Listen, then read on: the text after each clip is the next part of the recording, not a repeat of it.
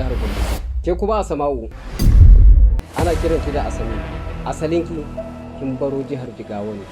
Kin shigo harkar bariki ne a dalilin auren ku. Ke kuma Dija shekarar ki 6 da baro ƙauyen kika shigo birni yawon bariki. Ina fatan kun gane. Ka yi ƙoƙari sosai. To amma menene dalilin zuwan ka gare ni? Yan daba ɗin banza, yan daba ɗin wofi.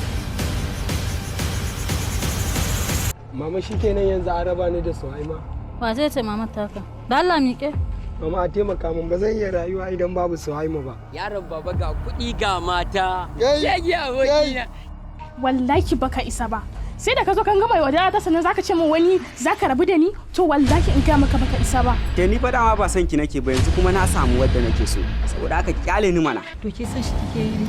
Kai kudin ka kake so? Ina ruwana da ku suwaye kuɗi na nake so. Ko ba shi kudin shi.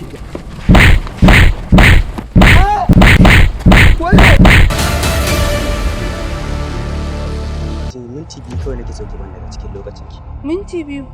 To ai ni ma ban da minti biyu, ni ma neman shi ke in ƙara. Ai da ban ga kulawar ba, sai yanzu zan ga kulawa. Wani irin ɗan iskan saurayi na gani abin ma ya ban tsoro. Da ya kawata kin san sanin mutum sai Allah. Kana so in sa maka zobe ne ko in baka ƙasa?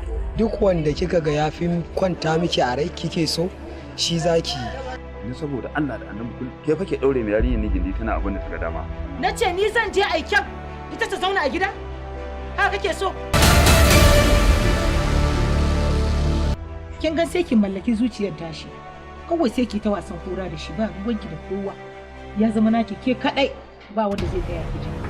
Moyi wasan shi nake ba kawai dai na yi misa da shi ne tun sun na saba ko da yaushe muna tare shi yasa. Amma ina ganin da ka baro ku. Haba Fauri.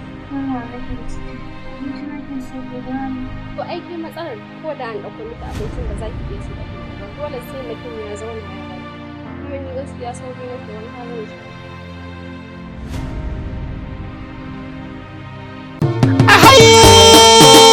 Gyaɗa mai sihiri ka ɗauka ka ga ɗaya ka bare ka ga biyu ka murje ta yi hudu ka tauna ka ji guguwa ta daɗi ta kai malinta.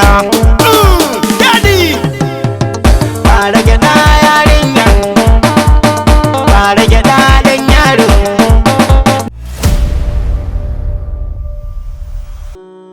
Karmi biyewa ruɗi na duniya aljanna.